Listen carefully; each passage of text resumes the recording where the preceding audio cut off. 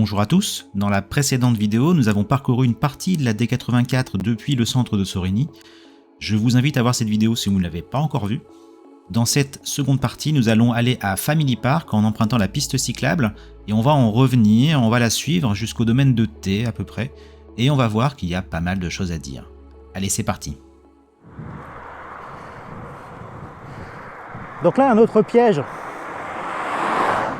J'ai déjà vu des cyclistes expérimentés, des cyclistes qui font ce qu'on appelle du cyclotourisme, bien équipés, tout ça, des cyclistes qui font de la route. J'en ai déjà vu se tromper là-bas. Parce que après le rond-point, là, il y a une piste cyclable qui va jusqu'au Family Park. Je parle bien d'une piste cyclable séparée. Et bien en fait, ils ne l'ont pas trouvé. Il y a une partie du groupe qui visiblement connaissait, et une autre partie qui ne connaissait pas. Donc le groupe s'est divisé en deux. C'était assez rigolo à voir. Avec des cyclistes qui sont passés d'un côté sur la piste cyclable et d'autres qui sont restés sur la départementale. Donc il y a un problème de signalétique à cet endroit-là, on va aller voir. Donc là, moi, je vais prendre la deuxième à droite parce que je connais.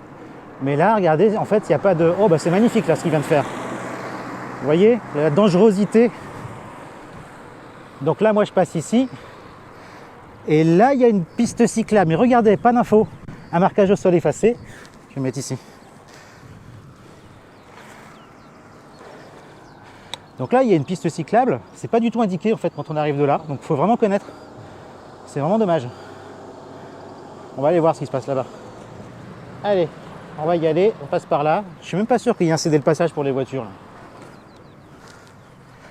Donc je prends cette fameuse piste cyclable qui est très chouette, qui va jusqu'au Family Park.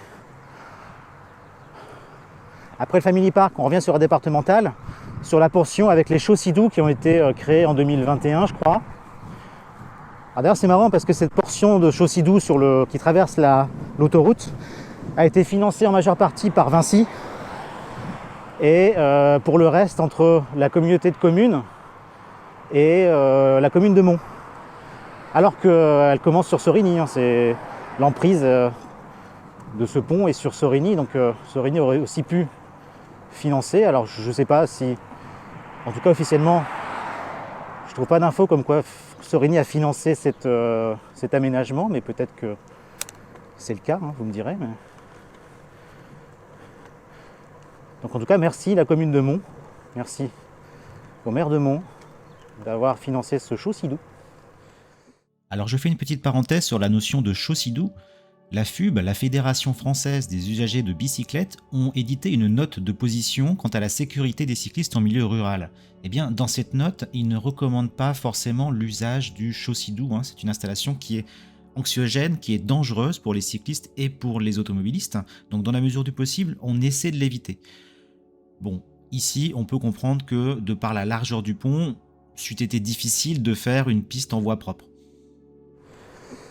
Donc là, vous voyez, elle est sympa, cette bande. Et on en veut plus des pistes cyclables comme ça. J'ai dit bande, je voulais dire piste.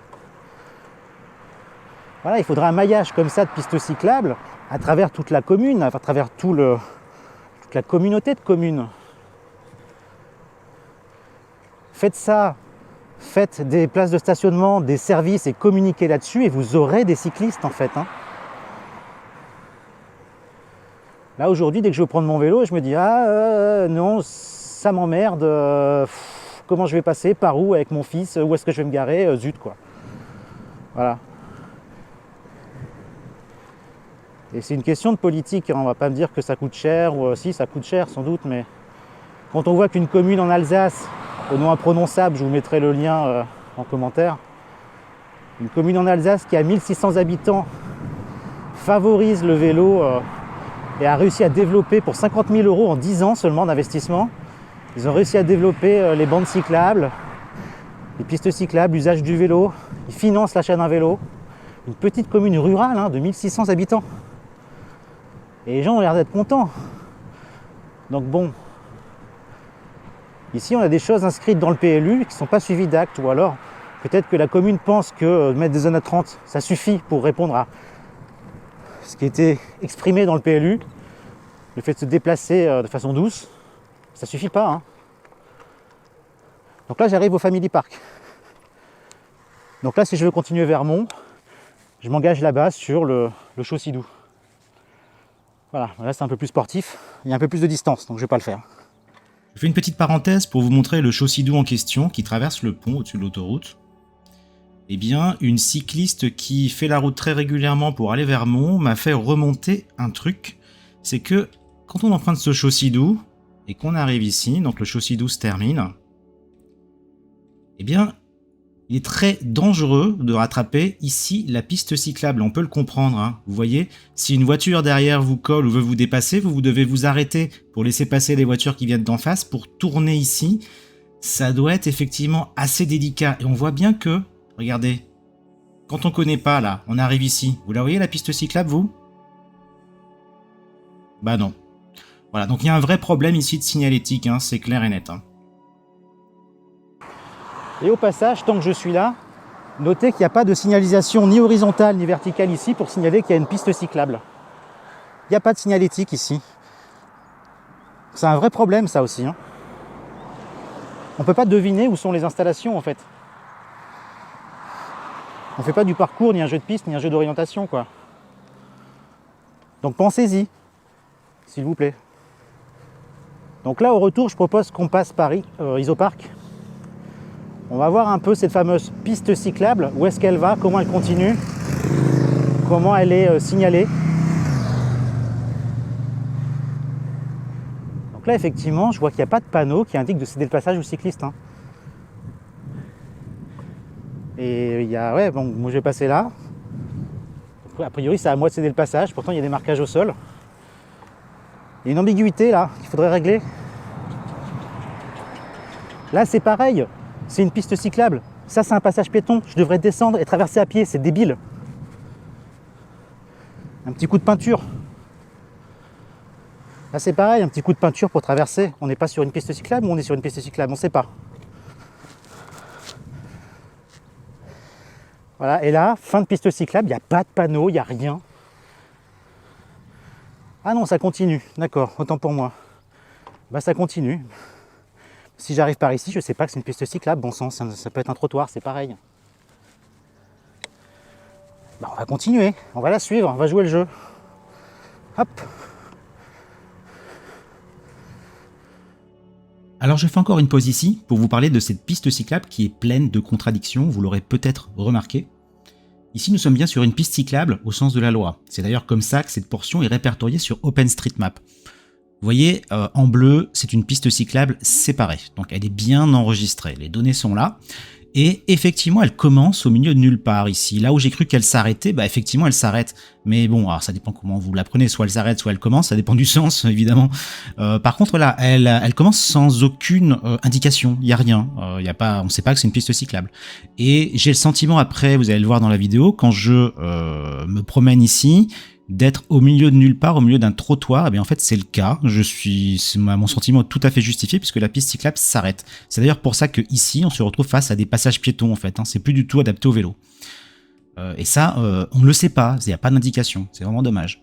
Alors on voit que cette piste cyclable, elle traverse 3 chaussées, ici, ici et ici, on l'a vu dans la vidéo, et ces chaussées ici, ces passages traversants, se font sur un passage piéton classique, un passage piéton blanc. C'est pour ça que je râle dans la vidéo, parce que ces passages piétons sont réservés aux piétons. Je suis censé descendre de mon vélo pour les traverser. Pourtant, on est bien sur une piste cyclable. Une piste cyclable, par définition, c'est interdit aux piétons. Donc d'où vont apparaître les piétons en fait? Ils vont apparaître comme par magie, traverser le passage piéton et disparaître. Je sais pas. Donc il y a une vraie contradiction dans l'aménagement ici.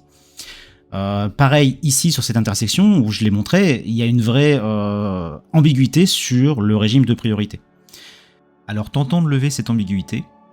En réalité ici, en présence d'une piste cyclable et d'une chaussée pour voiture, eh bien c'est le régime de priorité à droite qui s'applique. En l'absence de marquage, c'est le régime de la priorité à droite qui s'applique. Je suis sûr que vous ne le saviez pas, c'est-à-dire que si des cyclistes arrivent ici de votre droite, vous êtes censé les laisser passer. Pareil dans l'autre sens, les voitures arrivant ici doivent laisser passer les cyclistes. Je vous avoue qu'en vélo, je m'y risquerai pas, je pars toujours du principe que je n'ai pas la priorité. Mais vous voyez bien qu'il y a donc une ambiguïté ici, et ces risques d'accident. C'est pourquoi il est important, ici, dans ce genre de passage, dans ce genre de croisement, de mettre une signalétique adaptée et de mettre un marquage au sol pour bien repérer la piste cyclable et bien signaler les usagers. C'est pourquoi j'ai proposé à la mairie plutôt ce type d'installation. Alors ici, on voit que c'est un passage piéton mixte, vélo et piéton, mais dans le cas de figure qui nous intéresse, il n'y aurait pas le passage piéton, puisqu'on est sur une piste cyclable uniquement, d'accord ? Une piste cyclable, je le rappelle, est interdite aux piétons. Et donc on aurait, sur cette piste cyclable traversante, un passage clouté vert avec des chevrons verts et des picto-vélos pour bien identifier la piste. On peut même avoir une peinture continue, certaines communes le font. Et on peut avoir, c'est même recommandé en plus, d'avoir une balise horizontale et une balise verticale qui indiquent le régime de priorité de façon claire. Ici, c'est l'exemple se situe à Berck-sur-Mer. Ils ont décidé de mettre un stop pour les cyclistes et donc de donner la priorité aux voitures. C'est un choix. On peut aussi faire l'inverse, c'est-à-dire mettre plutôt un céder le passage au niveau des voitures avec une balise au sol pour donner la priorité aux vélos. On peut aussi faire un compromis, ce qui est plutôt bien, mettre plutôt un céder le passage côté vélo. C'est-à-dire que quand on traverse la route, eh bien, on cède le passage aux voitures tout simplement, ce qui ne pose pas de souci majeur. Mais en tout cas, l'important à retenir, c'est qu'il faudrait signaler ces traversées de vélo de façon plus claire, plus évidente pour éviter les risques d'accident. Hop là, pas de marquage pour traverser la petite rue là. Là j'ai ce sentiment d'être sur un trottoir en fait, je sais plus où je suis là, il n'y a pas de signalétique, que dalle.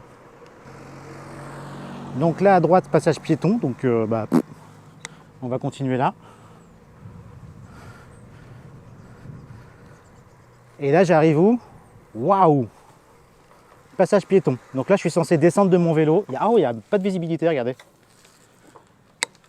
Donc là je devrais descendre de mon vélo. Ça paraît con, mais c'est ça.